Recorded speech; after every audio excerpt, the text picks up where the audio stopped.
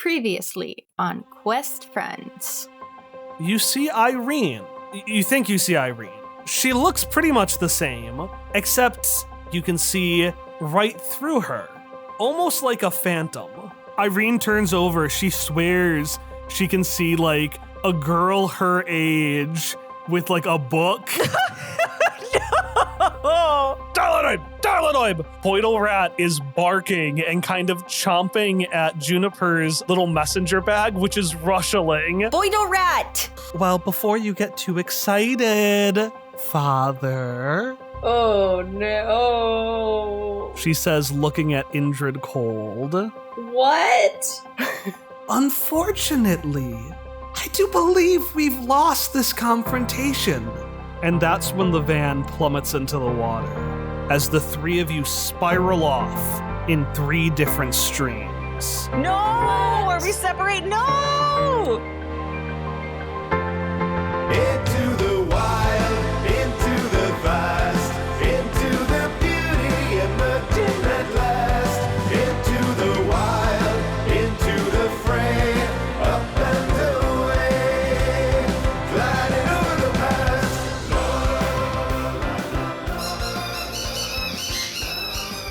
After quite a considerable tumble, the girl eventually woke up on a bed of blue leaves.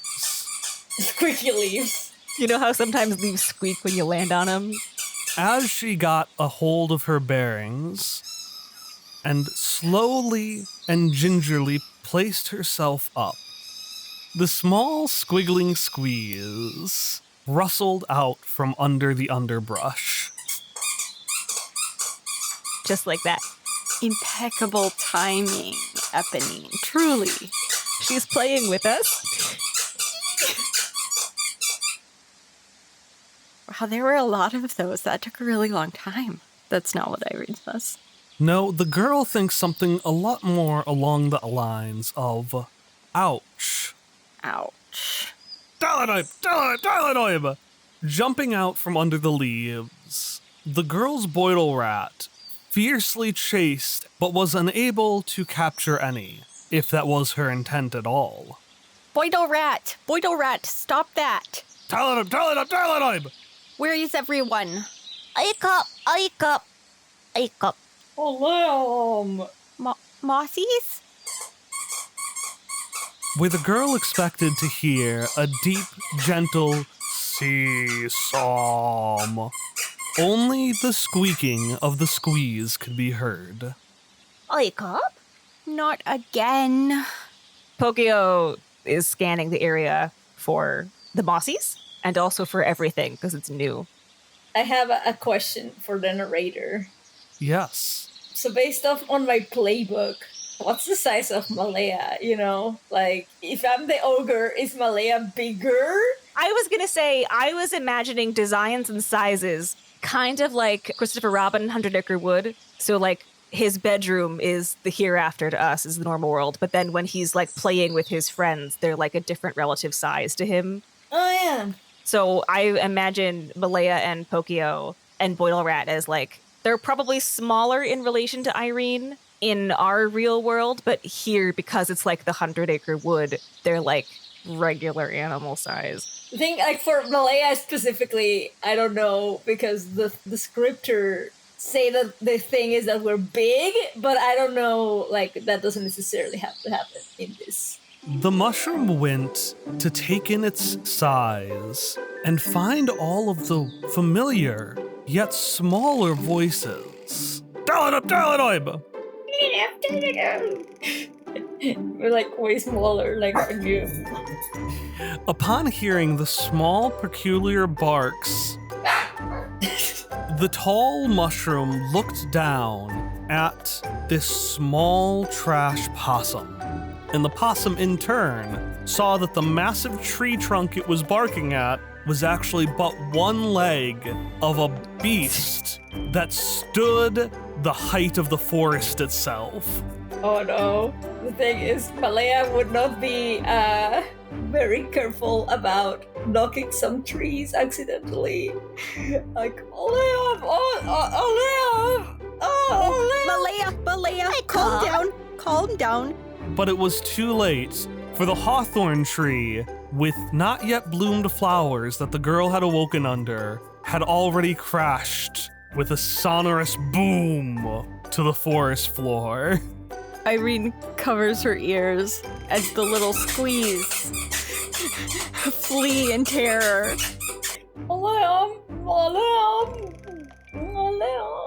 So there's a move that I have as the girl called Curiouser and Curiouser. When you try to get some answers about this world or its inhabitants, ask the guide your question. If you're willing to participate in a peculiar activity, your answer will be clear and helpful. If you are unwilling, your answer will take the form of a riddle. I think I just want to know if there are signs of other people or creatures, like, are the Mossies here? Are Sparky and Kike somewhere? Where did Ariel go? I was clinging to them. The girl took in her surroundings, but while she could not quite place why, she sensed that here, in the underground, she was playing with a new set of rules entirely, where previously it might be up to chance whether she found the answer to her query. In the underground, if the girl got curiouser and curiouser, all she needed to find answers was to engage with a bit of whimsy and magic. As the reverberating echoes of the tree's crash, very much heard, slowly faded, different echoes rippled in. Echoes of a voice familiar, but one that the girl could not place. Hi, Irene. I want to investigate this, but I also want to find my Mossies. I'm very torn. Maybe I'll go towards the voice then, because there's a chance that my Mossies are that way. You've got no other leads. Yeah. Do you think we should go that way? I come. Well, you are very wise, and she will go in that direction. The girl and her companions followed the line of squee, racing towards the sound. The sound of the racing squee was supplemented by the creaking of bones as the girl stood up and stumbled over herself, realizing with frustration that once again her legs and arms and face and everything else was partially transparent. I got? Well, either I died in a car crash or... Too soon. Too soon. Too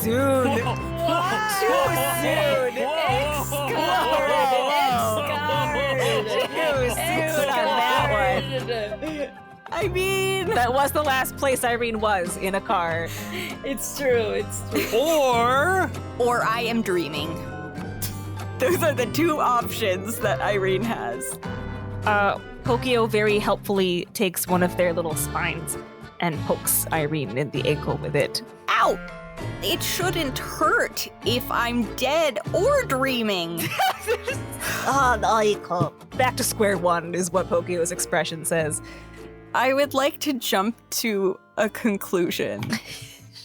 the girl, despite playing in the rule set of the role-playing system Girl Underground, decided to jump to conclusions. She did this by refusing to mind a manner that had been deeply instilled in her.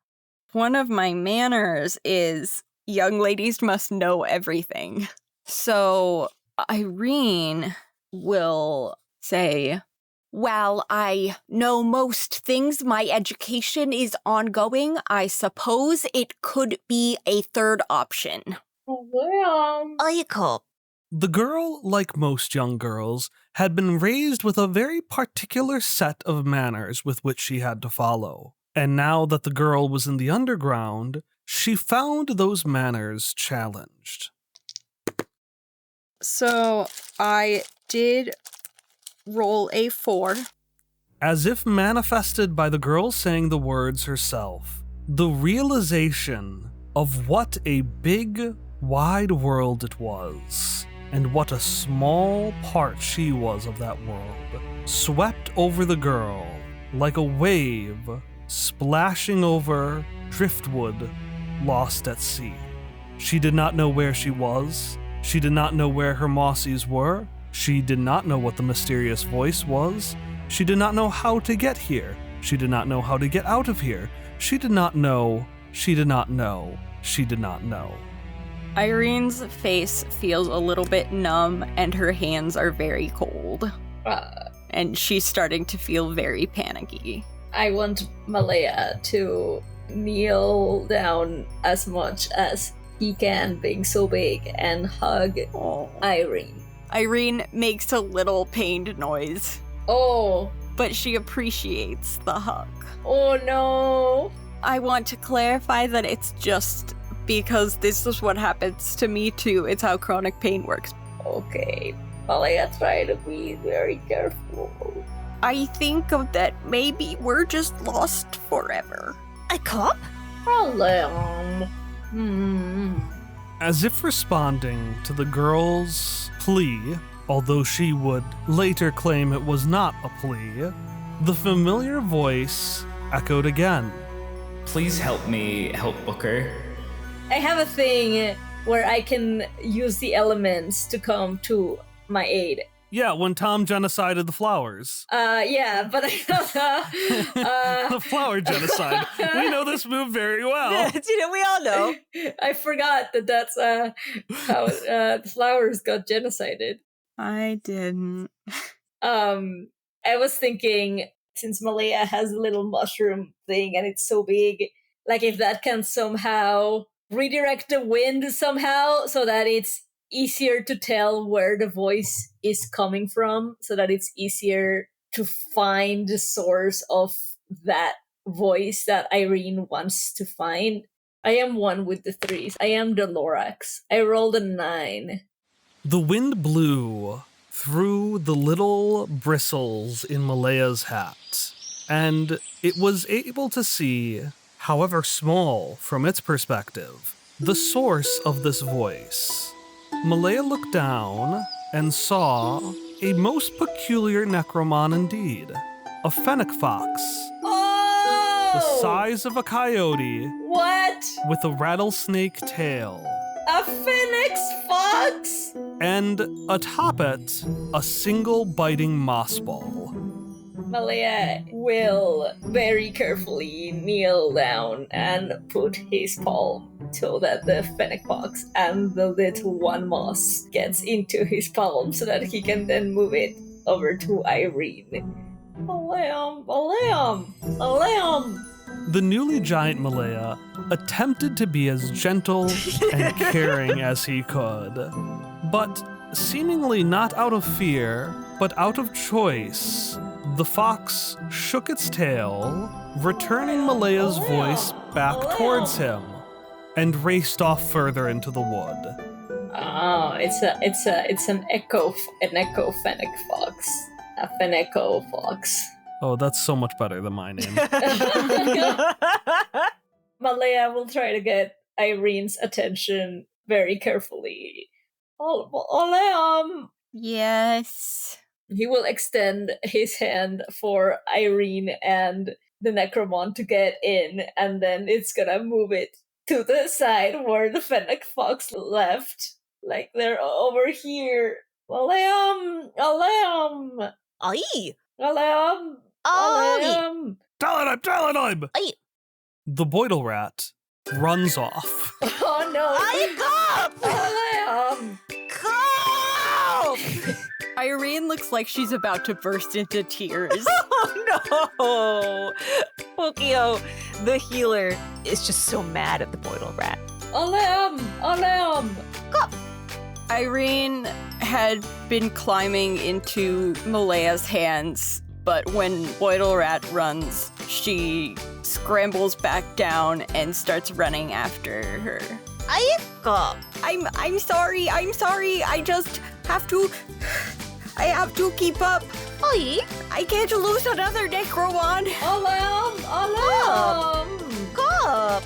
Malaya will take Pokio and go walk in the exact same direction as Irene, but very slowly so that he doesn't squish Irene. Can I use a move, Impart Wisdom, which is roll when you offer guidance to the girl and she follows your advice. And my guidance is just get in the car. Last time I did that, I died. Okay, you got a point. But I was using car But I am not humorously. a car. I'm a Carolea. So 2d6. 2d6. Here's 1. Here's 2. 8. The truth that I share is Malaya can run so much faster than you. The truth that I don't share is this is partly because you are overextending yourself. In an attempt to chase the Boidle rat, the girl ran quickly into the thick of the trees, and the second she found herself within it, it was as if she was in the middle of the darkest part of the forest. From the outside, she could hear the pleas, Aiko! begging her to come back. After all, Malaya was faster, but that was simply because you're weak. You're enfeebled and pathetic, and you must rely on others, mustn't you? A voice, normally hidden from inside the girl's mind, echoed throughout the trees. Irene stops running and looks around. Elliot? Sister? I don't see anyone, right? Or do I?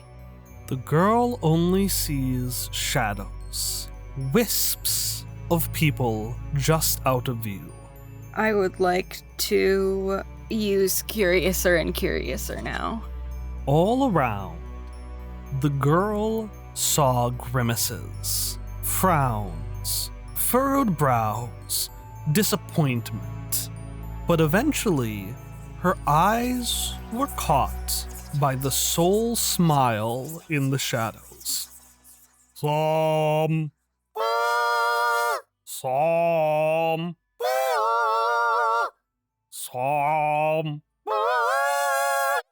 The girl and her companions, Boidle Rat included, converged on the edge of a field of orange sochiel flowers.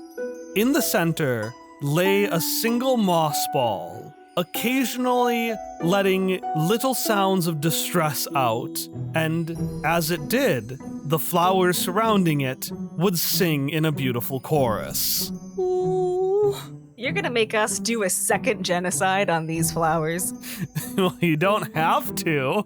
No, we're gonna suggest something very innocent, and then somehow it's gonna turn into genocide. Like, I just don't think we should have flowers in any of our adventures, to be perfectly honest.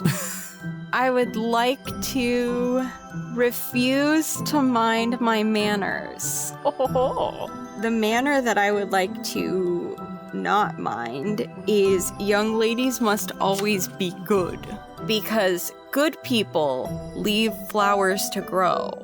Irene, for like the first time in her life, is gonna pick a flower.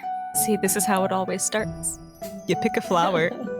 She wants to see what'll happen, and if nothing bad happens, then she's just gonna start wading over to her mossy. If I roll poorly, I just don't bother picking it. I lose my temper and start stomping. No. As the prophecy foretold. I rolled a 9. Yay! The girl picked a flower, and as she plucked it, it let out a small ah. Aye? Why, I was gonna try to talk to it, but if I'm going too far, then I guess I'm just gonna start walking through them, not paying attention if I'm, like, crumpling their leaves or upsetting them. Were the melodic screeches singing or screaming? The girl did not particularly care either way. Her priority was getting to what mattered most to her. Aika! Yeah. Dalanoib! Aika, bye! Are you injured? She cradles the mossy and pets its little head. Psalm, psalm, psalm. It rolls over sad because there's only one of us. Your voice breaking really sold the sadness. Yeah. She gives it a little peck on the head and continues wading back out of the field. You are quite talented. Hello? Who said that? The girl looked up and saw the source of the smile from earlier. A lazy, smiling sloth hanging from the branches of one of the trees. But the girl quickly realized that the sloth was not looking at her, but instead was looking at one of the flowers, which remained untrampled. Oh, you really think so? That means so much. Yes, you're quite talented indeed. You know, it's not common that people become celebrities simply by virtue of their death. Well, you know, The flower looked downcast, as if her own mortality being distressing to her in some way. Come, you mustn't worry, The sloth said. Your passing on has given you powers far beyond, and I think it gives you very new opportunities indeed. Really? The flower, which had been previously boisterous, was now perplexed by the attention of this strange sloth, which smiled and said, As long as you're comfortable trampling the path you need to. and as the sloth said that, it disappeared, only the smile remaining as the flower returned to the earth. Irene stares at where the flower was. Well, perhaps I should have learned something from this, but I didn't. And keeps walking. Good for her. Like, deeper down, this is genuinely impacting her, but Irene is very experienced at repressing most things, and she is going to continue repressing. Pokio supports the repression. Irene did, however, learn one thing, and if Malaya tries offering a hand again, she will climb on it. Oh, Malaya will then offer the hand again. Thank you. Malaya. As Malaya picked up the girl, he kept his bristles tuned to the wind, waiting to see if that fox was still there. And sure enough, there were rattles to be followed.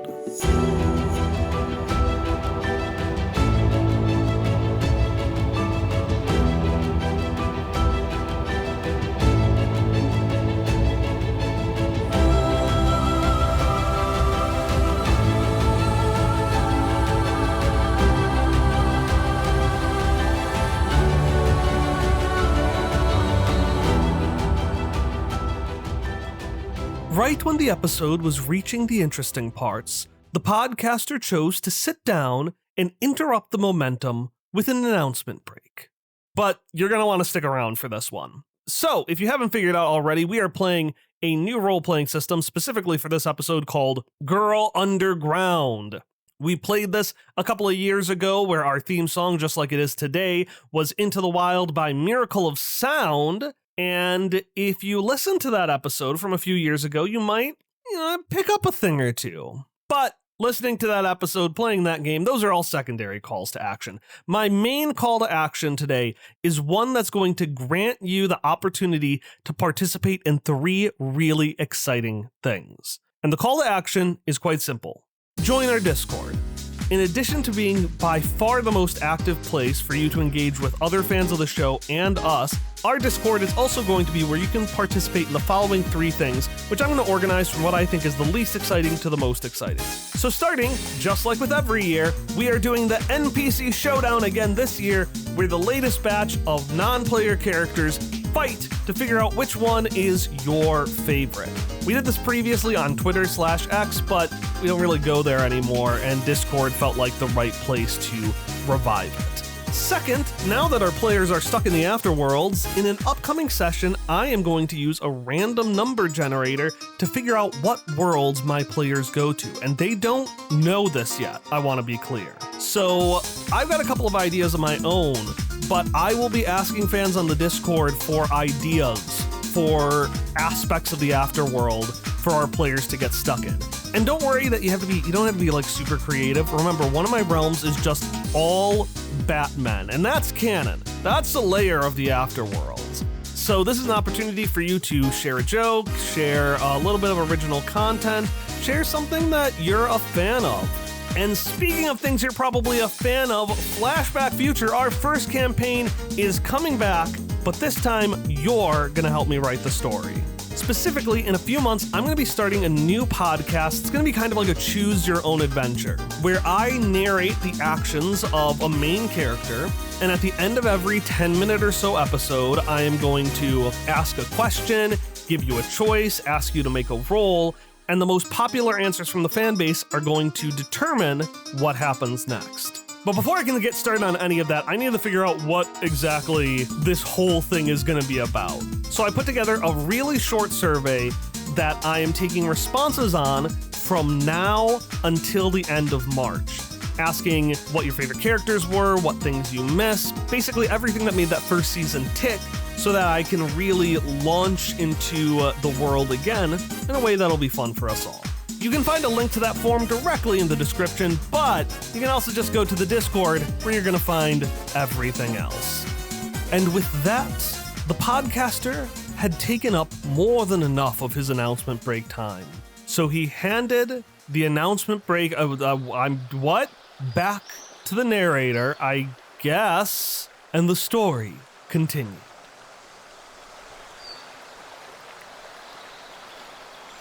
On the next part of their adventure, our party found themselves on the steps of a ruined stone bridge, broken over a gap far too wide for the girl to cross alone. But if the girl is on Malaya's hand... However, the narrator did not factor in Malaya's size. And so in a single bound, the party crossed the river and was ready to go on the next part of their adventure. That was until back in the river rapids, the girl and her companions heard another distressed slop, slop,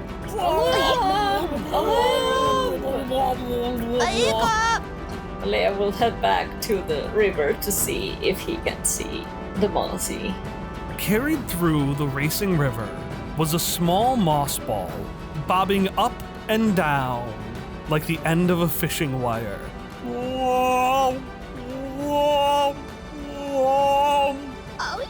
By the time the party got back, the Mossy had already gone far down the river. And yet, every few seconds, it would return to the river's origin and race through again. I'm trying to be reasonable, because on one hand, Irene is definitely one of those kids who, like, I still do this sometimes. I'll see somebody do something and they're really good at it, and so it'll look easy. Would Irene just unthinkingly dive in because, like, of course I can swim in these rapids? I mean, Pokio's a healer, But she's already dead. It's fine. if you do that, Pokio's jumping in after you. Pokio does not like it. Yeah, you know what? Why not? Ollie Cope? Why not? Ollie Cope. I want to Just chuck her. ask Just eat her. okay, I'll probably chuck her and then do Gentle Giant, where I help the girl create space for her voice and actions. Is that can that be applied? Yeah, actions. It's just that this time it's in the river, you know? That's where the space is being created That's where the space is being created. in the water. I rolled a 7. I guess I could scare Pokio by helping Irene doing this. That's Pokio's scream. The girl flew headfirst into the river rapids, accompanied by a Pokio that did not intend to take the trip with her. Behind them, the Boidle Rat attempted to aid by assembling her bones into a life raft. Unfortunately, Boidle Rat rolled 4, and so becomes a series of deadly bones racing through the rapids as well. You know, sometimes you have a series of deadly bones behind you while you're... I'm already dead. It's fine. The world is big and scary. Irene's gonna leave this adventure with only that belief, just like shaking like, man, the world is garbage. Okay. I rolled a 10. How do you overcome the challenge of the rapids? To reset the scene here, the girl is currently racing through a series of rapids that are frantically moving in circles. There is a distressed Mossy, a screaming Pokio, and the many bones of a Boidle Rat in there. And as the girl enters the water, she can also feel the torrential movement of more shadows as they brush past her in the water, as if being touched by the souls of the river itself. What was that? I don't know. I don't know what that was. Just like, yeah, it is. And it came out as Pokio. This does not bode well for Irene's future because she had the moment of, oh yeah, I can definitely do that. And then she actually kind of did do it, but she frantically doggy paddles, gathering up her various little creatures. Definitely not afraid. And then maybe Malaya can scoop them all up when they're condensed into one kind of unit. Yeah, I was thinking Malaya was following them. With a splash, the river returned to its regular torrent as Malaya pulled one Irene, one Boidle Rat, one Pokio, and 2 Mossies out of the river. Alarm! Alarm! Alarm! Alarm! Alarm! Oh. Well, it worked, didn't it, Pokio? Pokio shakes himself out like a dog, causing little cactus spikes to go everywhere. Ow, ow, ow, we talked about this, Pokio. Alarm! Alarm! Alarm! Okay. I know we don't have your special towel here to dry off, but remember what happens. Irene's like slowly yanking out little quills from her arm. Remember what happens when we shake. Alarm! Alarm! Daladime! Pokio just helped remove the spines from Irene. And in this gentle and quiet process, a screaming or singing voice could be heard from the river. It is too much. Please help me out. Please.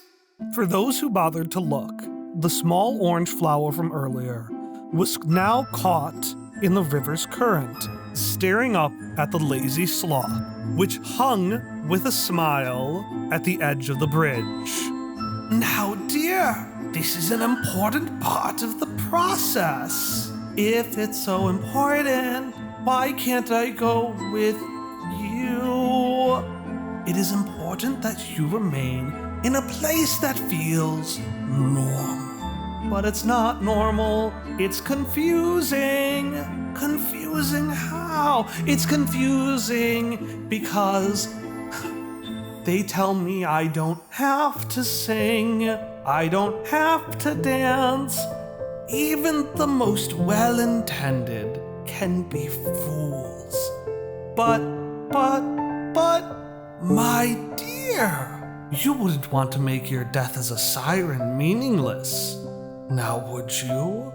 And at that, the sloth disappeared again as the flower was overcome by the river's current. That's sad. That's a sad thing you put us through. Next time we save her, Ay? Well, The party continued on their adventure and quickly found themselves on a beach. The party had no way of knowing, but at some point it felt like there were crabs, or at least a crab-like thing, on this beach. But it was not there anymore, so it was time to move on. Bye, crab. Why are there no crabs here?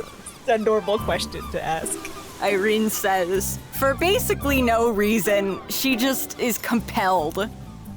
Following the sounds of the Finecco seemed to have worked in the past, and so Malaya continued on, finding that the echoes reached their crescendo at the mouth of a deep, dark, damp cave.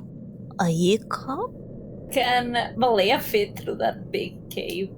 The cave almost seemed to open in response to Ooh. Malaya's entrance. Ay? Oh, Talanoib!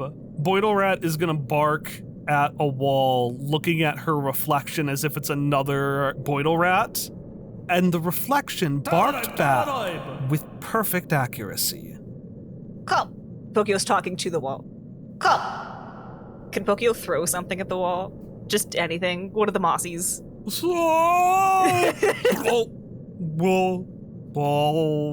What are you doing? Pokio! We have talked about this. We do not throw our friends. Pokio's defenses, but they liked it. Look. I thought the defense was gonna be, but Malaya just threw you and me earlier in the race. Yeah, Pokio's pointing at Malaya like, whoa. Malaya didn't get lectured. Pokio's been lectured twice now because they forgot that when they shake the spines, they forgot their town will end. I was already jumping off. It is not the same. Did the Mossy ask you to throw it? So, no, they did not ask you. Apologize. That was an apology to the Mossies. It just also included, I just wanted to see what would happen if I hit the wall with an object, and the nearest one was you. The Mossies cannot really register it because one of them is bouncing around, the one that's just dizzily. Oops. Did anything happen as a result of Pokio's experiment? No! Okay. I really thought maybe... So you were just a little chameleon there or something, you know? However, when looking at the walls again, the party noticed that there were 2 extra figures. A young girl seen only in visions, and on her shoulder, a small book crab thing. Boilerrat's gonna bark at the reflection, not realizing that it's a reflection. Pokio is like tugging Irene's sleeve and pointing like, see, what that? Irene will put her hands up against the wall. Thought it would be fun to bring Juniper over. You seemed like you got along really well. The girl heard a voice, but as she followed the reflection down the hall, it changed. Huh, well this is quite peculiar indeed. I swear, Juniper, there was no reason to go down here at all. I know she went down here. And what matter does that have for any of our mission? It is deeply... Oh! The girl turned the corner and saw not the girl and the crab in the reflection, but instead the girl she called Rival, with a long-legged wooden owl with a floating crown on her shoulder. Talanoib! Boidlerat is immediately gonna pounce for that wooden owl thing and is going to get stuck on its leg with her teeth. Oh my god. Boidlerat, let go! Ah! Stop, you beast! Stop, you beast, you foul creature! Irene will immediately stop trying to pull Boidle Rat off once the owl calls her Boidle Rat foul beast. Yeah, that owl. Stolas, please! The rival turned.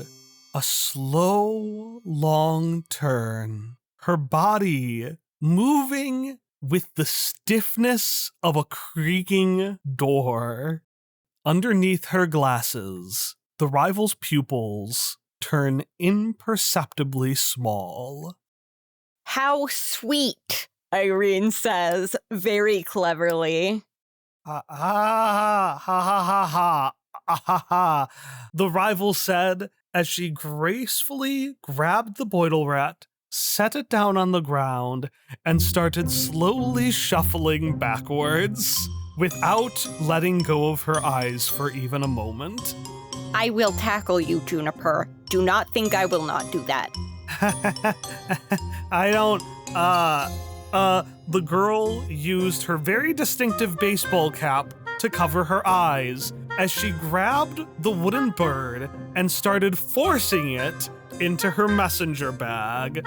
What? No, not here, not here, not. Not. I want to lunge forward and try to catch hold of Juniper's sleeve.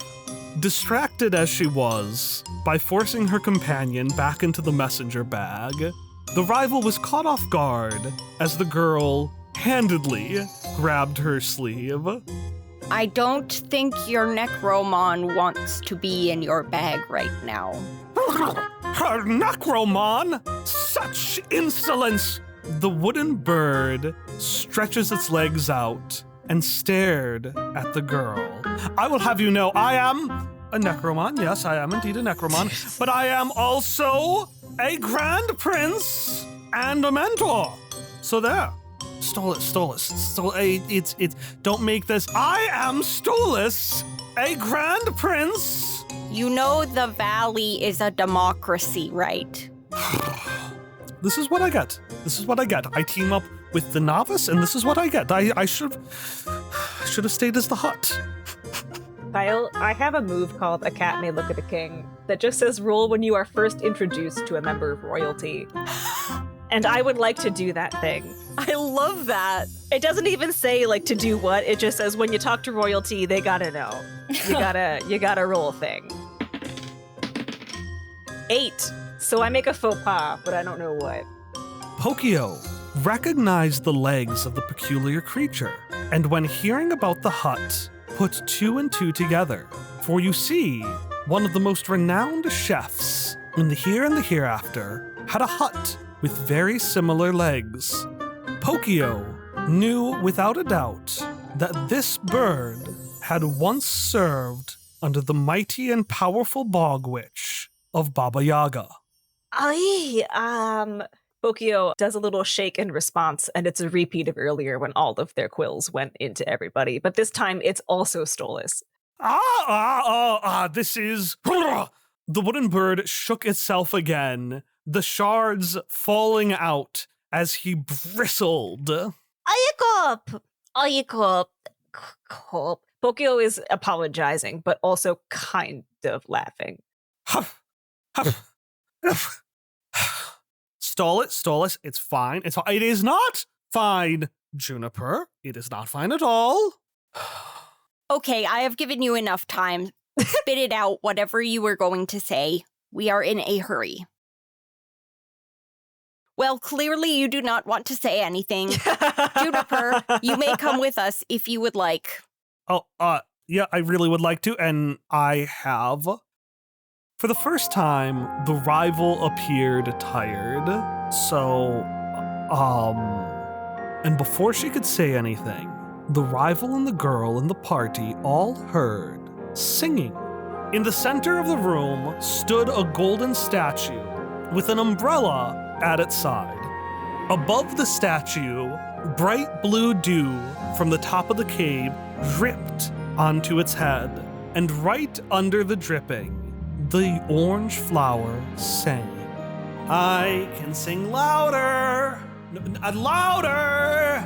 and everybody hears me, and you're gonna hear me, and can you please hear me? But this time, the sloth was nowhere to be found. See, this sounds sad. This sounds really sad. Irene doesn't like to see nuance. Because before, it was easy because it was just like Sochi bad. Irene's gonna try to talk to the flower. The girl climbed, with considerable effort, atop the golden statue and spoke to the little sad singing flower from her heart. I hear you. You do? Yes, I'm listening. She's got her. Will you sing with me? I can't sing. Oh, I'll try to sing with you if it will make you happy. okay. Ah, Uh, uh, ah, uh, uh, ah.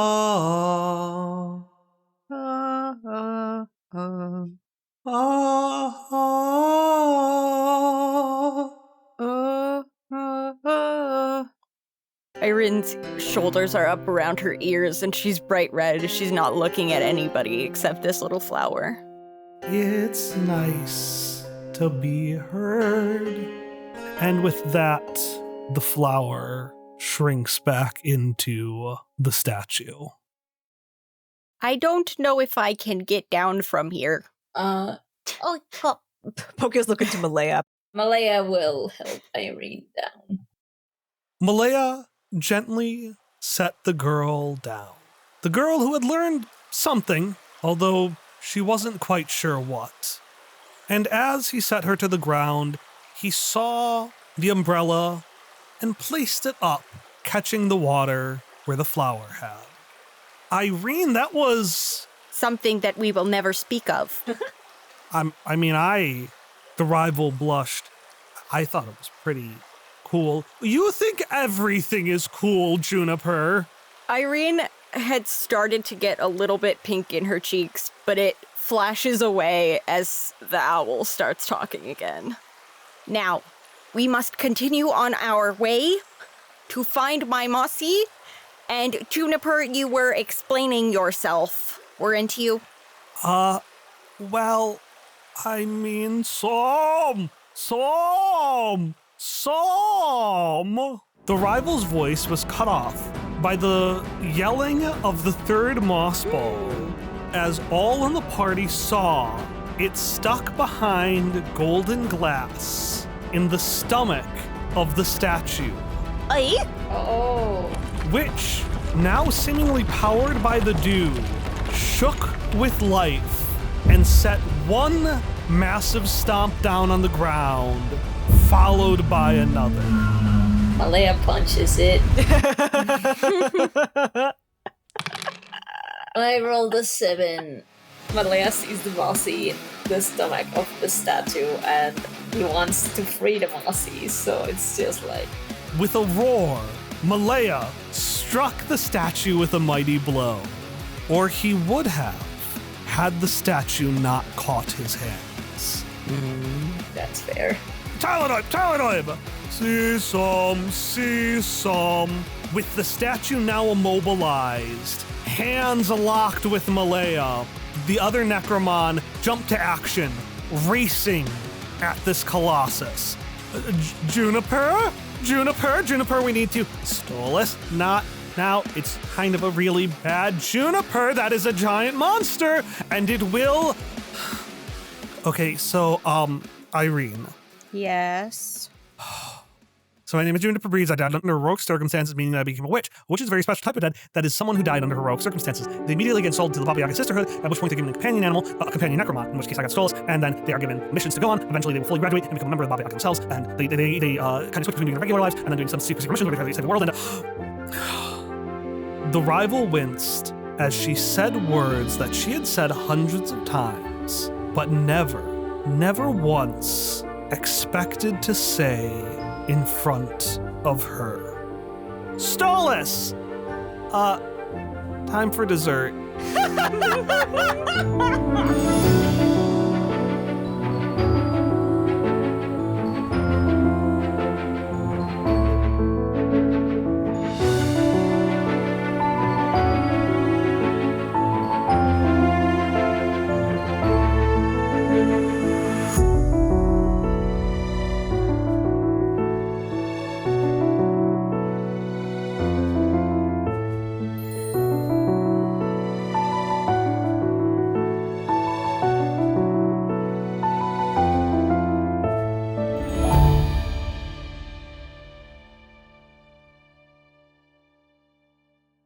And that is where we're going to end. What a bad transformation line. What a horrible line. I love it so much. That was such a good delivery, too. Time for dessert. I'm going to start saying that whenever I have to do something. Christ, that's so funny. Hey, you know how we made the tricycle a party member the last time we played Girl Underground? Yeah. I'd really like a squeaky worm party member in this round of Girl Underground. Whether that's a Necromon. And putting can definitely do the side effect. Or just a squeaky toy that we keep incessantly squeaking. I'll give you a squeaky toy. Yay! I think the squeakies are going to take a nap. Finally. She finally tuckered herself out, huh? The squeakies are finally... I don't know if you can see her, actually. You probably cannot. But she's just crashed. You see her kind of... So abruptly. Oh, she's staring at us. Yeah. Oh, Eponine, show us your worm. Show us your worm. Show us your worm. The small wiggling queeks. That sounds like a slur. Don't be such a queek, Kyle. That does sound like a slur. It does. I'm trying to decide whether or not the Necromon would be under the impression that Irene doesn't know anything, or that Irene does know, but for some reason is not acknowledging it. The Necromon think the world of Irene is the thing. Like they know that they think Irene knows everything. Pokio just assumes Irene knows everything at all times. I wonder if it's kind of a like, oh, well, you know it. We just have to help you remember. What a Disney song setup. Oh, we know you know. We'll just help you remember. Let's sing some lyrics. If you can learn to do it. I know that's not I can learn to do it. Imagine if Irene rolls poorly and then Malaya does a Hercules swimming in. Yes! We should make this a goal to make Malaya as many Disney characters as possible. This could be Hercules. Honey, I think you mean a Huncules. Huncules. Yeah. I mean, what a Hercules thing to do, though. Throw something too hard and not realize you're also throwing a second thing too hard. Oh, yeah, that is definitely. Does that make Pokio Phil? Yes. It absolutely does. Yes. Oi, oi, oi, oi, cope. Oi, cope. Oi, cope. Oi, cope. Oi, cope. Oi, cope. Cope. Oh, we cope. Subscribe to Patreon to hear the whole song as Pokio. Passing by, not a fiddle, but a knife-sharp spoon. What? A what? This is where the fiddler crab was in Girl Underground. No, I know, but a knife-sharp spoon is what That's I'm what reacting Booker uses. to. He uses He uses spoons and knives, cutlery, silverware. Cutlery. Like a spoon that's been sharpened. I'm just so elated by the it's the knife sharp spoon. It's the spoon that is somehow as sharp as a knife. Is it the spoon part? Is it the handle part that's sharp as a knife? No, it's the spoon part. Okay. I'll cope.